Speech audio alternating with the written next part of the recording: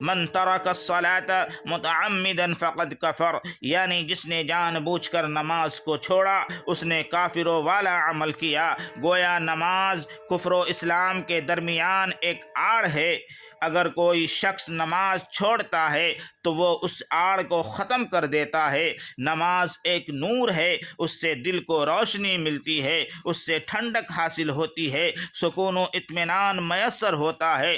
فرمایا تاجدار مدینہ محمد عربی رسول اکرم صلی اللہ علیہ وسلم نے، قرۃ عینی فی الصلاۃ، میری آنکھوں کی ٹھنڈک نماز میں ہے۔ جب بھی گھبراہٹ کا موقع ہوتا یا کوئی مصیبت نازل ہوتی، آندھی و طوفان آتا، تو آپ فوراً مسجد کا رخ کرتے اور نماز میں مشغول ہو جاتے۔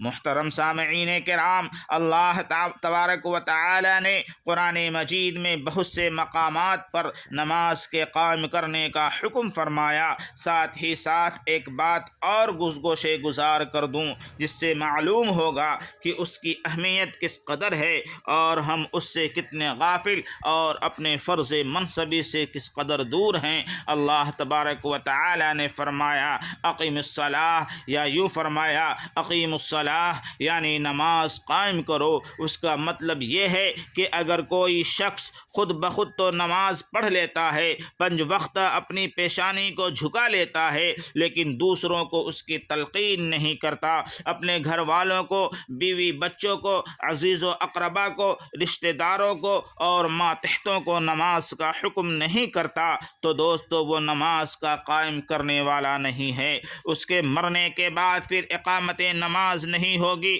جہاں بھی قرآن میں اور احادیث مبارکہ میں اس کا حکم دیا گیا، وہاں نماز پڑھنے کے لیے نہیں بلکہ نماز کو قائم کرنے کے لیے کہا ہے، اور انہی کی تعریف قرآن میں فرمائی ہے جو اقامت صلاۃ کا فریضہ انجام دیتے ہیں۔ فرمایا یؤمنون بالغیب ویقیمون الصلاۃ، اس لیے جہاں ہمارے لیے یہ ضروری ہے کہ ہم نماز پڑھیں، وہیں یہ بھی ضروری ہے کہ ہم اپنے بیوی بچوں کو، اپنے گھر والوں کو، اپنے رشتہ داروں کو اور اپنے ماتحتوں کو نماز کے قائم کرنے کا حکم دیں۔ اس بات سے ہم کتنے غافل ہیں۔ اپنے غریبانوں میں جھانک کر دیکھیں، آج ہم نماز پڑھتے ہیں، ہماری اولاد سنیما میں، تھیٹروں میں، ناچ گانوں کی محفلوں میں، عشرت قدوں میں خوب دھوم دھڑاکے سے جاتی ہیں۔ ہم جہاں ذکر و اشغال کی مجلس میں بیٹھے ہیں، ہمارے ماتحت، ہماری مائیں بہنیں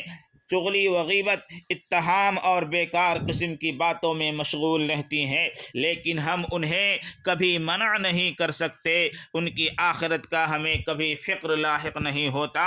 آج ہمارے پورے معاشرے و سوسائٹی کا یہی حال ہے۔ اللہ ہماری حفاظت فرمائے، آمین۔ حضرات محترم، ہمارے دنیا میں آنے کا مقصد یہ ہے کہ ہم یہاں اچھے عمل کریں، خدا کے یہاں سرخرو ہو جائیں، فحش اور بری باتوں کا ہم سے خاتمہ ہو جائے، اور یہ باتیں اس وقت ہو سکتی ہے جب ہم نمازوں کا اہتمام کریں، خدا سے لو لگائیں۔ اللہ تعالی نے فرمایا ان الصلاۃ تنہی عن الفحشاء والمنکر، یقیناً نماز ہی بری باتوں اور بے حیائی سے روکتی ہے۔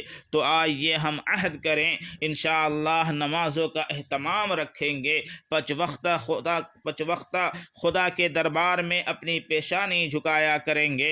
اللہ تبارک و تعالی ہم سب کو اور تمام مسلمانوں کو نماز کے اہتمام کی سچی توفیق نصیب فرمائے، آمین، بجاہ سید المرسلین، وآخر الدعوانا ان الحمد للہ رب العالمین۔